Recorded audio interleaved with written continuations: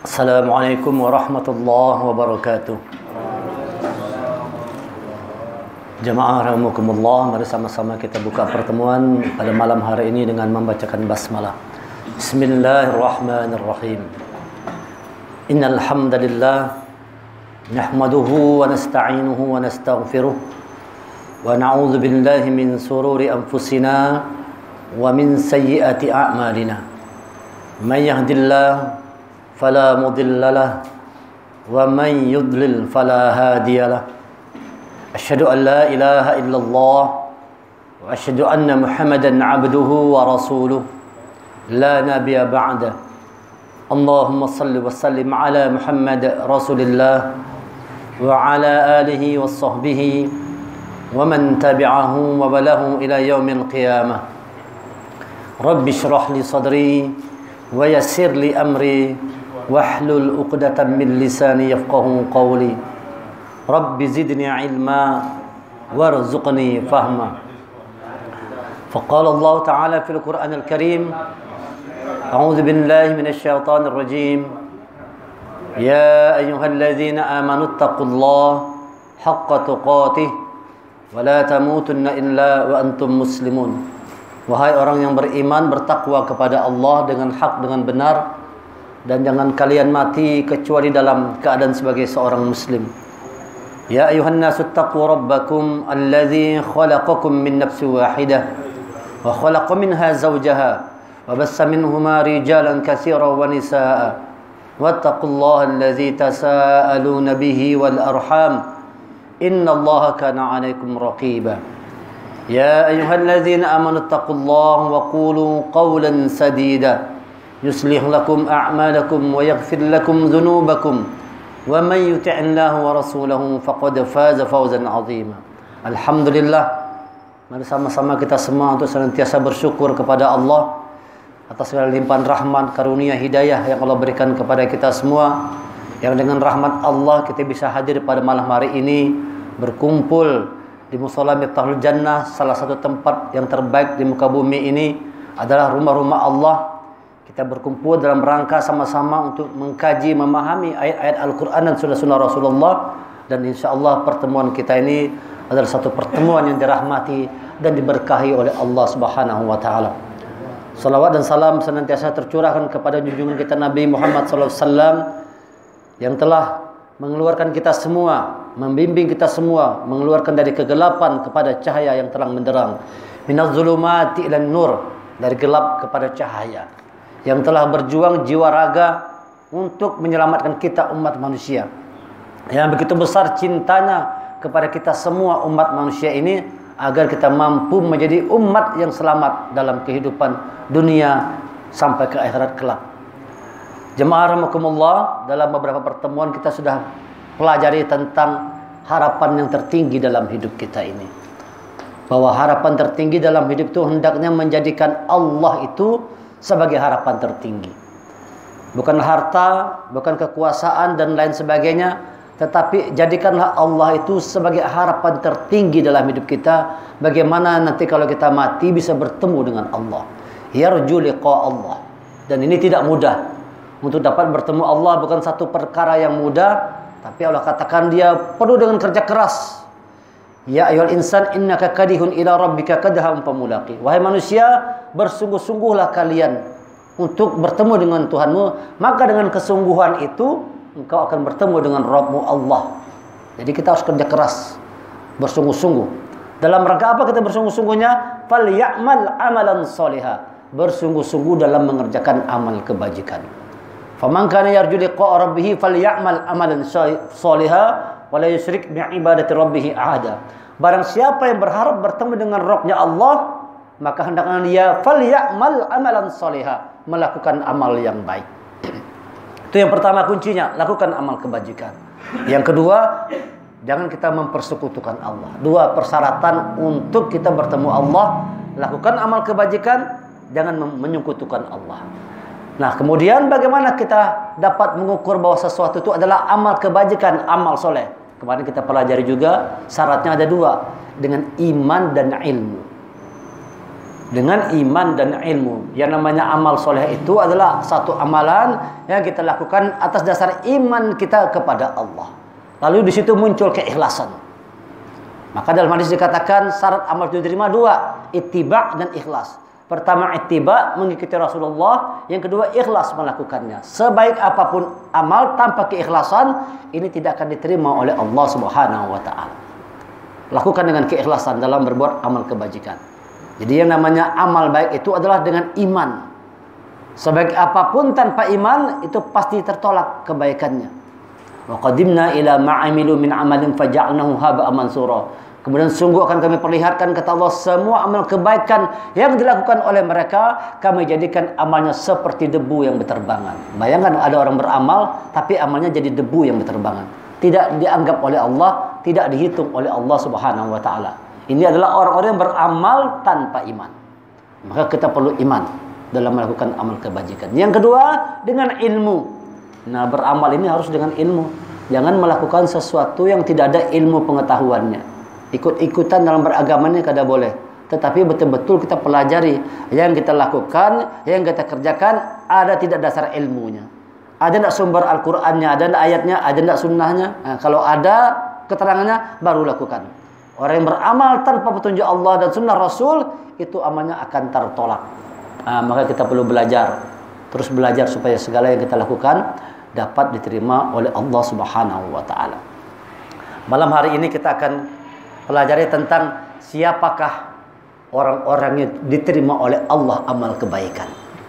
Supaya kita bisa mengukur apakah kita termasuk orang yang Allah terima amal kebaikannya atau tidak. Siapakah orang-orang yang diterima oleh Allah amal kebaikannya? Allah jelaskan dalam surah Al-Ahqaf, surah ke-46 ayat 15 dan ayat ke-16. A'udzubillahi minasyaitonir rajim. Wa wassaynal insana biwalidayhi ihsana. Hamalathu ummuhu kurha wa wada'athu kurha. Wa hamluhu wa fisaluhu 30 syahra.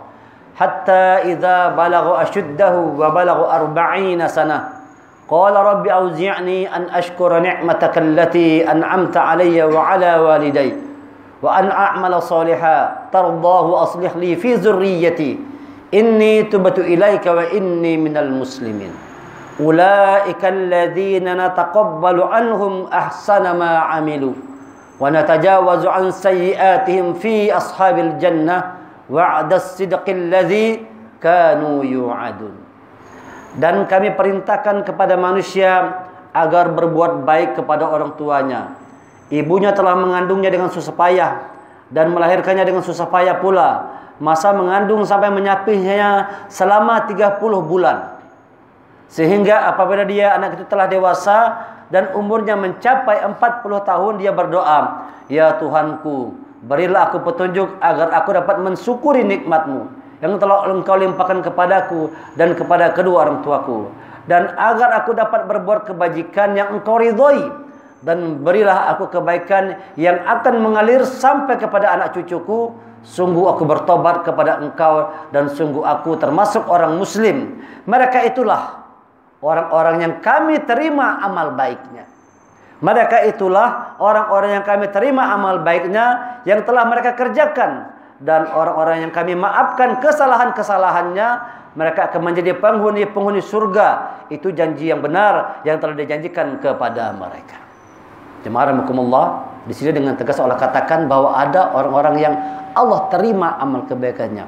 Ulaikal ladzina nataqabbalu anhum ahsan ma 'amilu. Mereka itulah orang-orang yang telah Allah terima seluruh amal kebaikannya. Siapa mereka? Yang pertama, kami perintahkan kepada mereka manusia berbuat baik kepada orang tuanya.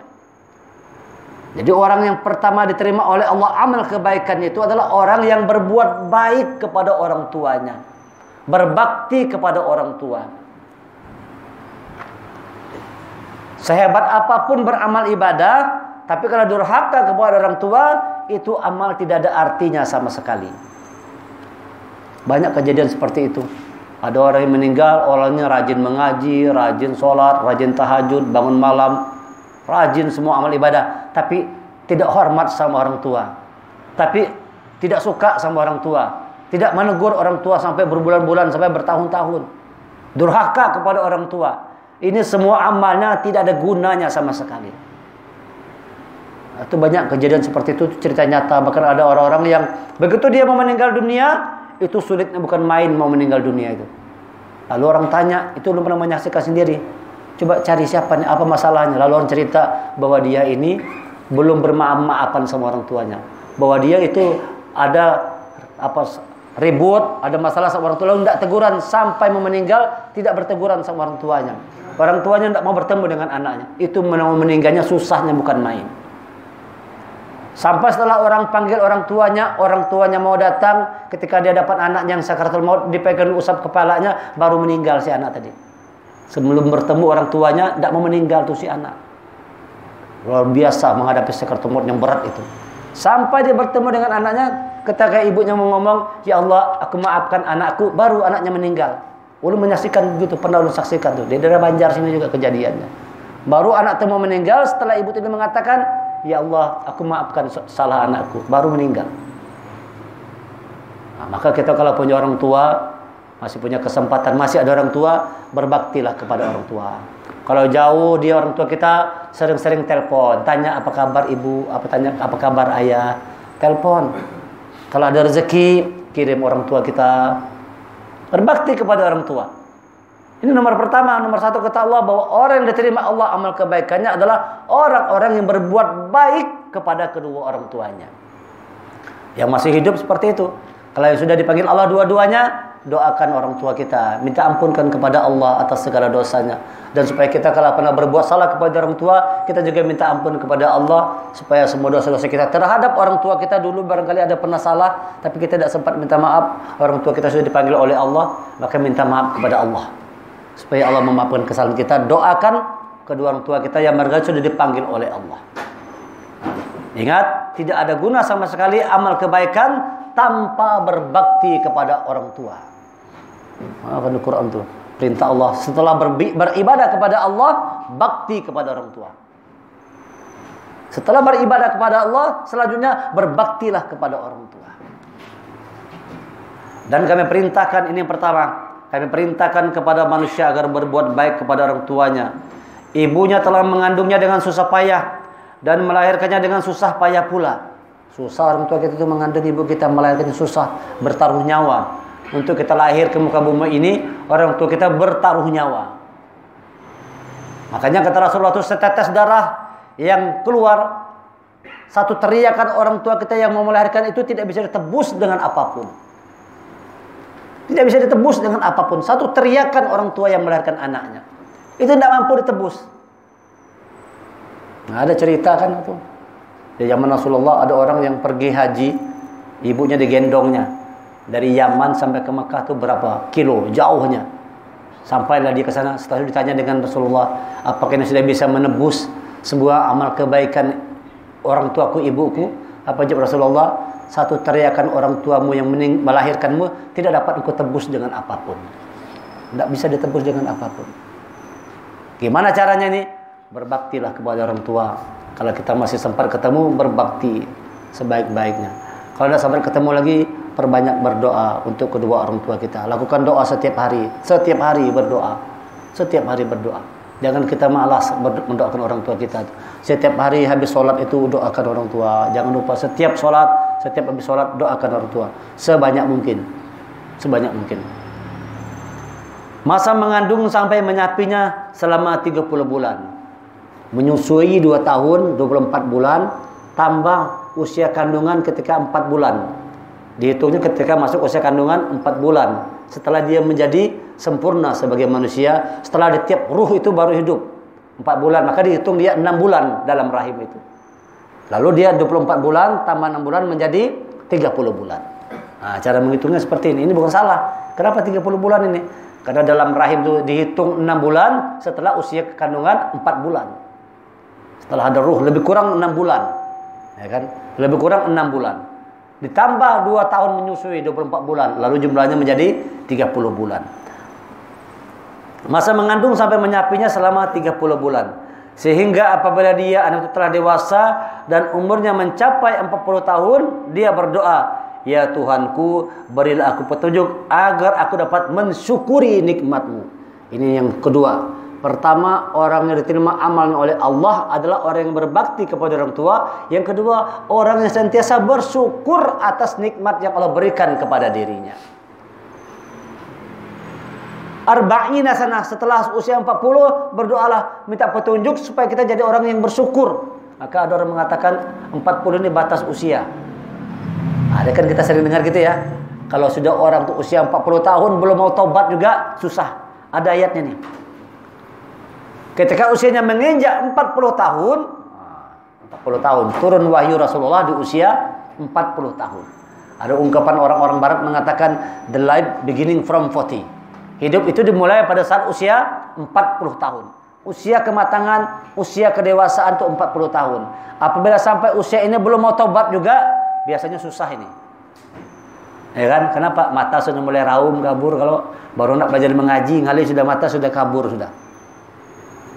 Hati-hati nih, batasnya kata Allah 40 tahun.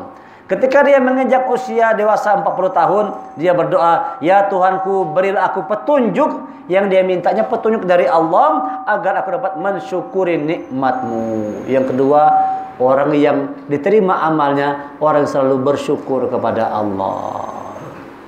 Bersyukur, jangan selalu suka melihat nikmat orang lain. Waduh, si Din itu nyaman benar hidupnya. Salah satu orang yang tidak bersyukur itu cirinya dia selalu mengukur, menilai nikmat orang lain. Nyaman benar si Din itulah, sugih benar lah. Oh, nyaman benar si Din itu. Padahal kita dikasih Allah nikmat yang jauh lebih bagus lagi. Nikmat yang lebih banyak, yang sesuai dengan kebutuhan kita. Jadi Allah itu memberikan kita saat ini harta, rumah, kendaraan. Itu semua sesuai dengan diri kita yang diperlukan saat ini. Yang paling sesuai dengan kebutuhan kita yang Allah berikan itu. Harusnya kita ini bisa bersyukur terhadap nikmat yang Allah berikan kepada kita. Jangan mengukur tuh nikmat orang lain terus. Nyaman benar si Din tujar. Kadang begawi tapi sugih benar. Nyaman benar. Jadi kita selalu melihat nyaman orang lain, sedangkan nikmat diri sendiri kita tidak pernah melihatnya. Bahkan kita merasa kurang terus. Mintalah petunjuk dari Allah agar mampu menjadi orang yang bersyukur. An ashkura ni'mataka allati an'amta alayya. Jadikan aku ya Allah, berikan aku petunjuk supaya aku menjadi orang yang bisa bersyukur atas segala nikmat-Mu. Ini orang yang Allah terima amal kebaikannya. Yang pertama berbakti kepada orang tua, yang kedua orang yang senantiasa bersyukur atas nikmat yang Allah berikan kepada dirinya. Tidak ada keluh kesah. Tidak ada keluh kesah. Fala tahinu wala tahzanu. Jangan kau merasa hina, jangan kau menyerah, jangan kau berkeluh kesah. Wala tahzanu, jangan kau bersedih hati, jangan muram, jangan sedih hati, jangan muram. Fala tahinu wala tahzanu wa antumul a'laun. Engkau orang yang tinggi kata Allah. Engkau orang yang tinggi in kuntum mu'minin, jika engkau orang yang beriman kepada Allah.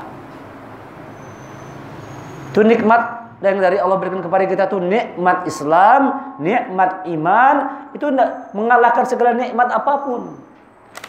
Jadi kita kalau sudah dalam Islam, dalam iman itu nikmat dari Allah. Cuman kadang-kadang manusia menganggap nikmat itu kalau punya harta banyak baru nikmat.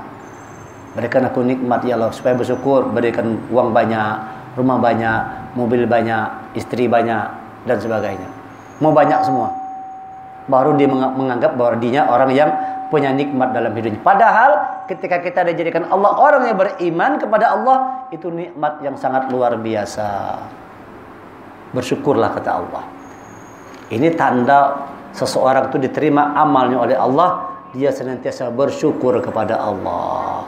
Pertama berbakti kepada orang tua, yang kedua orang yang Allah terima amal kebaikannya adalah orang yang senantiasa bersyukur. Jadi jangan lagi suka melihat nikmat-nikmat orang lain, lihatlah nikmat yang Allah berikan kepada kita sendiri supaya kita bersyukur.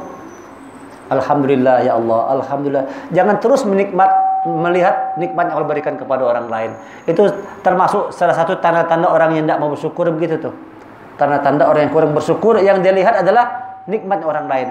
Nyaman benar si Din tujar, enak benar hidup si Din tu. Nah yang dilihat orang lain, padahal kita sendiri sudah Allah berikan begitu banyak nikmat dalam hidup kita ini. Itu yang kedua. Yang berikutnya, yang telah engkau limpahkan kepadaku dan kepada kedua orang tuaku. Nikmat itu Allah berikan kepada kita, juga diberikan kepada orang tua kita. Dan agar aku dapat berbuat kebajikan yang engkau ridhoi. Ini yang ketiga. Orang yang Allah terima amal kebaikan adalah orang yang Allah anugerahkan, Allah limpahkan kepadanya kebaikan yang diridhoi. Jadi kita minta kepada Allah supaya setiap amal kebaikan yang kita lakukan itu diridhoi oleh Allah. Ini nomor 3 nih. Orang yang Allah terima amal kebaikannya adalah orang yang selalu berbuat amal yang diridhoi oleh Allah. Kalau ada kata-kata amal yang diridhoi oleh Allah, berarti ada orang yang berbuat baik tapi kebaikannya tidak diridhoi oleh Allah. Hati-hati. Ada orang berbuat amal kebaikan tampaknya seperti kebaikan, tapi kebaikannya itu tidak diridhoi oleh Allah. Kalau diridhoi oleh Allah, kenapa? Dia lakukan amal itu tidak karena Allah, tidak dengan ikhlas melakukan kebaikan, ada motif, ada maunya. Dia memberi padahal meminta. Tampak memberi padahal meminta sesuatu. Ini menjelang pilkada ini banyak begitu. Menjelang pilkada ini banyak orang yang memberi, tapi sebenarnya meminta sesuatu. Apakah kebaikan seperti itu diridhoi oleh Allah? Allah kita tidak tahu. Tetapi kalau tidak keikhlasan, kalau kebaikan itu motifnya ingin dapat sesuatu, maka kebaikan seperti itu tidak diterima oleh Allah Subhanahu wa taala.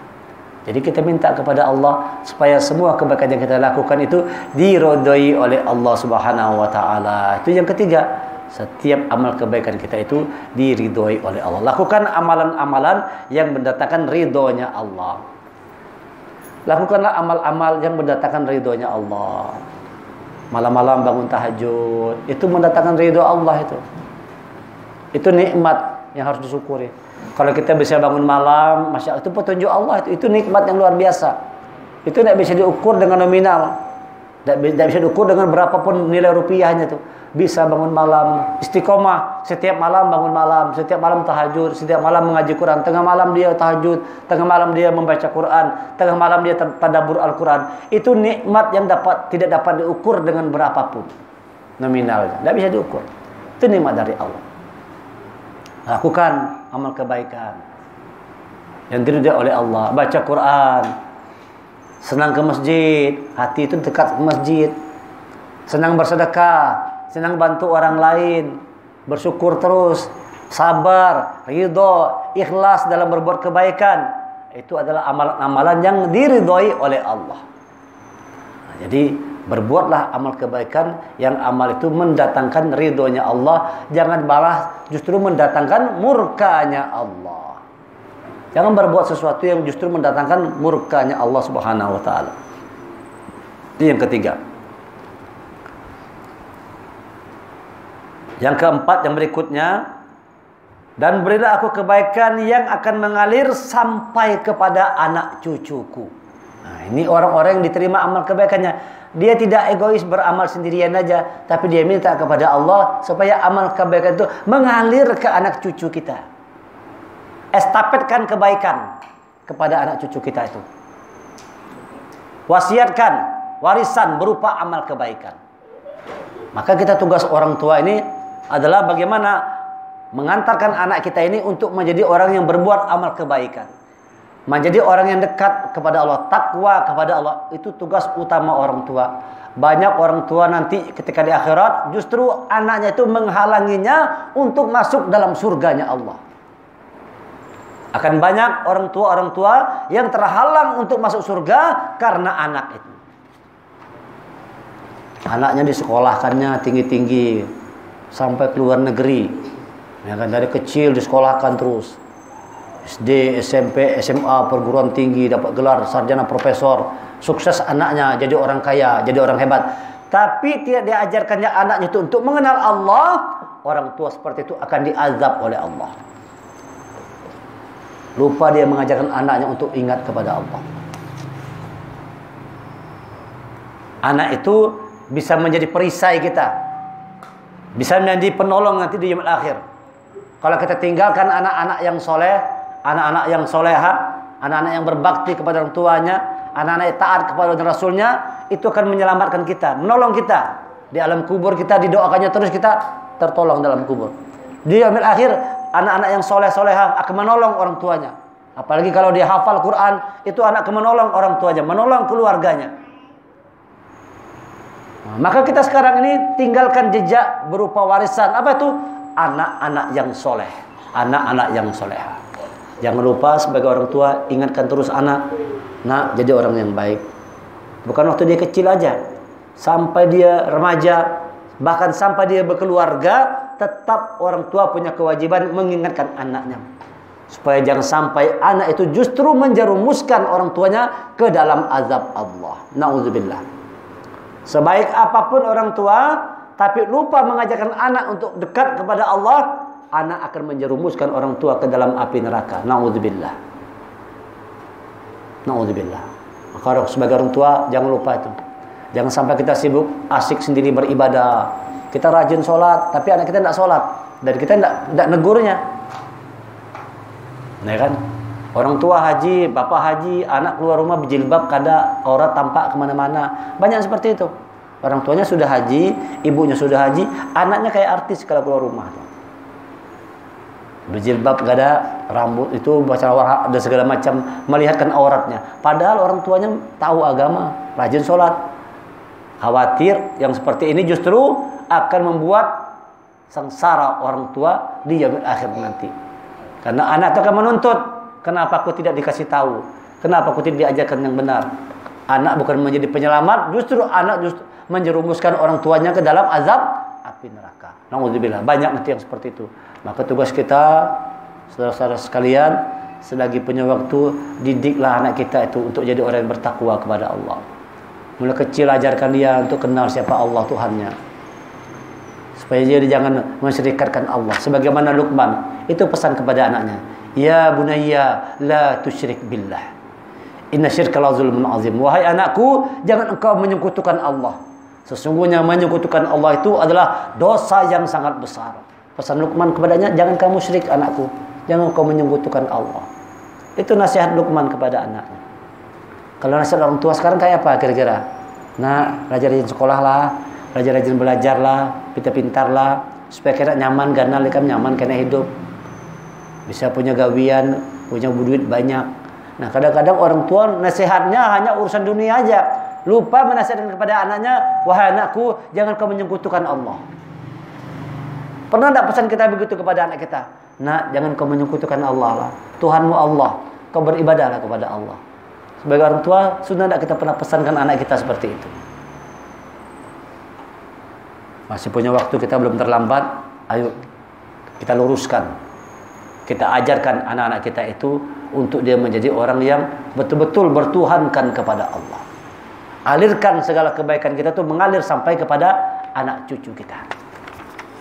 Nah, jangan kita menjadi orang yang egois. Kita berdoa mudah-mudahan anak keturunan kita menyelamatkan kita hidup dunia dan akhirat. Ini yang keempat. Pertama, orang yang Allah terima amal ibadahnya berbakti kepada orang tua. Yang kedua, orang senantiasa bersyukur atas nikmat Allah. Yang ketiga, orang selalu melakukan amal yang diridhoi, kebaikan yang diridhoi oleh Allah. Yang keempat, dia alirkan, dia teruskan, dia bimbing anak keturunannya itu untuk menjadi orang juga bertakwa kepada Allah. Dia bimbing anaknya. Ini tanda-tanda orang itu diterima Allah amal kebaikannya. Dia ingin supaya anak keturunannya itu juga menjadi seperti dirinya. Kalau perlu lebih baik lagi. Usahakan anak keturunan kita lebih baik dari kita. Kalau kita tidak hafal Quran, paling tidak cucu anak kita tuh hafal Quran. Nah, begitu tuh kita usahakan. Kita usahakan. Alirkan kebaikan sampai kepada anak cucu. Ini yang keempat. Yang kelima. Sungguh aku bertobat kepada engkau. Dan sungguh aku termasuk orang muslim. Yang kelima, orang yang Allah terima amal itu adalah orang yang senantiasa bersungguh-sungguh bertobat kepada Allah. Taubatan nasuha. Tobat yang sesungguh-sungguhnya. Tubu ilallah taubatan nasuha. Tobat yang dengan sesungguh-sungguhnya tobat. Dengan sebenar-benarnya tobat. Ini adalah orang yang Allah terima amal kebaikannya. Dia betul-betul bersungguh-sungguh dalam bertobat kepada Allah. Setiap berbuat salah, tobat, minta ampun sama Allah. Dengan sungguh-sungguh. Dia kuatkan dalam jiwanya, tidak akan mengulangi kesalahan yang sama lagi. Setiap berbuat salah bertobatlah. Setiap berbuat salah bertobat. Coba kita lihat betapa banyak kesalahan kita nih. Kata Rasulullah, kullu bani Adam khata'. Semua bani Adam itu pernah berbuat kesalahan. Semua anak cucu Adam pernah berbuat salah. Maka kita perlu bertobat. Fataba alaihim innahu wat-tawwabur rahim. Nah, itu kan ketika setelah Nabi Adam dan Siti Hawa diusir dari surga, akhirnya dia menemukan kalimat Allah itu. Apa kalimatnya? Fataba alaihim, dan dia bertobat, keduanya itu bertobat kepada Allah. Innahu huwat tawwabur rahim, karena sesungguhnya itu Maha penerima tobat, Maha penyayang, Maha pengasih, Maha penyayang. Ini orang-orang yang Allah terima amal kebaikannya, selalu bertobat terus. Selalu bertobat, bangun malam di waktu sahur itu dia minta ampun kepada Allah. Termasuk orang-orang yang dirahmati Allah itu, wal mustaghfirina bil ashar, orang-orang yang ketika di waktu sahur itu dia banyak beristighfar, banyak mohon ampun, bertobat kepada Allah Subhanahu wa taala. Bangun malam. Mereka itulah orang-orang yang kami terima amal baiknya yang telah mereka kerjakan. Ini dia 5 orang ini kata Allah. Yang berbakti kepada orang tuanya, yang senantiasa bersyukur atas nikmat Allah, mengerjakan amal kebaikan yang diridhoi oleh Allah. Dia bimbing anak keturunannya, membimbing anak keturunan juga untuk menjadi orang yang baik dan senantiasa bertobat kepada Allah. Kata Allah, mereka ini adalah orang yang muslim, inilah orang yang Islam. Dan aku termasuk orang muslim. Ini orang Islam tuh. Jadi orang Islam itu adalah orang yang berbakti kepada orang tuanya. Orang Islam itu adalah orang yang mengerjakan amal kebaikan yang diridhoi oleh Allah. Orang Islam itu adalah orang yang selalu membimbing anak keturunannya untuk takwa kepada Allah. Orang Islam itu senantiasa bertobat kepada Allah. Selalu bertobat kepada Allah. Dan aku termasuk orang muslim. Mereka itulah orang-orang yang kami terima amal baiknya yang telah mereka kerjakan, dan orang-orang yang kami maafkan kesalahan-kesalahannya. Tidak ada yang paling membahagiakan kita kecuali apabila kesalahan kita itu diampunkan oleh Allah. Tidak ada yang lebih mulia, tidak ada yang lebih membahagiakan, menggembirakan selain daripada kesalahan kita itu diampunkan oleh Allah. Karena kita semua punya salah. Yang kita harapkan adalah ampunan dari Allah. Maka kita harus banyak-banyak minta ampun, banyak-banyak beristighfar kepada Allah. Mereka itulah yang kami maafkan kesalahan-kesalahannya. Mereka akan menjadi penghuni-penghuni surga. Itu janji yang benar yang telah kami janjikan kepada mereka. Inilah janji Allah yang Allah berikan, yang Allah jamin mereka ini akan Allah terima amal baiknya dan dimasukkan ke dalam surganya Allah Subhanahu wa taala. Bahkan dihapuskan kesalahan-kesalahannya. Siapa itu mereka ini yang Allah terima amal kebaikannya dan dihapuskan kesalahannya? Pertama, dia bakti kepada orang tua. Jadi kalau begitu, bakti kepada orang tua itu menghapuskan kesalahan kita. Setiap kita berbuat baik kepada orang tua, itu berarti juga menghapuskan kesalahan. Yang kedua adalah mensyukuri nikmat yang Allah berikan kepada dirinya. Nah, jadi kalau orang pandai bersyukur, Allah maafkan kesalahannya. Yang ketiga, dia melakukan amal kebaikan yang diridhoi oleh Allah. Amal kebaikannya dilakukannya. Yang keempat, dia bimbing anak keturunannya untuk juga melakukan amal kebaikan yang mengalir kebaikan itu sampai kepada anak cucunya. Sebelum kita mati, tinggalkan jejak estafet kita selanjutnya, anak keturunan kita yang bertakwa kepada Allah. Tentram tuh, damai orang tua dalam kubur tuh, damai. Kalau kita tinggalkan harta, bisa berkelahi anak keturunan kita tuh. Kalau tinggalkan harta kekayaan, pada ujungnya anak keturunan kita berkelahi aja, ribut berebut harta. Tapi kalau kita tinggalkan iman dan takwanya kepada Allah, dia akan menolong, menyelamatkan kita. Nah, ini yang paling utama. Tinggalkan jejak kita itu berupa anak keturunan yang juga berbakti kepada Allah, taat kepada Allah dan Rasulnya. Yang kelima, senantiasa bertaubat, banyak minta ampun. Mereka itulah kata Allah, ulaikal ladzina nataqabbalu anhum ahsana ma amilu. Mereka itulah orang-orang yang kami terima segala amal kebaikannya, diterima oleh Allah itu. Ayo lakukan 5 hal ini. Bakti kepada orang tua, syukur nikmat Allah, lakukan amal yang diridhoi oleh Allah, bimbing anak keturunan kita, perbanyak bertobat. Perbanyaklah minta ampun kepada Allah. Janji Allah ini diterima amal kebaikannya, bukan sekedar Allah terima kebaikannya, tapi Allah hapuskan kesalahan-kesalahannya, dan setelah itu Allah masukkan ke dalam surganya Allah. Itulah janji. Itulah janji kata Allah yang telah kami berikan kepada mereka, janji yang benar yang telah dijanjikan kepada mereka. Yang kita harapkan hidup ini apa? Janji. Yang kita harapkan hidup ini, kenapa kita mau sholat ini? Kenapa kita mau menghafal Quran, baca Quran? Karena kita berharap janjinya Allah. Janjinya Allah bahwa orang yang mengerjakan sholatnya, orang yang membaca Quran, orang yang berbuat amal kebaikan, orang yang berbakti kepada orang tua, janji Allah tadi dimasukkan ke dalam surganya Allah. Itu yang membuat kita hidup ini bersemangat. Kita bersemangat beribadah karena ada janji yang Allah berikan kepada kita semua. Berharaplah janji Allah. Bukan berharap janji-janji kampanye nih. Kan? Kalau kita berharap janji-janji pilkada nih, ya banyak kebohongnya aja lah. Lihatlah keadaan negeri kita nih. Semuanya berjanji. Nanti bela rakyat, nolong rakyat, bantu rakyat. Lihat kenyataannya apa. Karena berharap kepada manusia, kita akan kecewa. Berharap kepada janji manusia, kita akan diingkarinya. Berharaplah kepada janji Allah. Innaka la tukhliful mi'ad. Allah tidak pernah ingkar terhadap janjinya. Janji Allah pasti ditepati. Janji Allah pasti dipenuhi. Allah menjanjikan orang-orang yang berbuat amal kebaikan, yang berbakti, yang bersyukur, yang membimbing anak keturunannya, yang bertobat kepada dijanjikan oleh Allah itu dimasukkan ke dalam surganya Allah Subhanahu wa taala. Dihapuskan semua salahnya dan dimasukkan ke dalam surganya Allah. Ini janji yang Allah berikan kepada kita semua. Maka pegang kuat-kuat janji Allah ini. Mudah-mudahan kita termasuk orang yang Allah terima amal kebaikannya. Mudah-mudahan kita termasuk kelompok orang-orang yang Allah ampunkan kesalahannya dan Allah masukkan kita semua ke dalam surganya Allah Subhanahu wa taala, berkumpul bersama orang tua kita, anak keturunan kita, keluarga kita, sahabat-sahabat kita bisa bertemu dengan Rasulullah dalam surganya Allah, bertemu dengan Allah. Nikmat terpuncak ketika di dalam surga kita bertemu dengan Allah Subhanahu wa taala. Subhanakallahumma wa bihamdika asyhadu an la ilaha illa anta astaghfiruka wa atubu ilaik. Kita tutup pertemuan dengan hamdalah. Alhamdulillahirabbil alamin wal afu minkum. Assalamualaikum warahmatullahi wabarakatuh.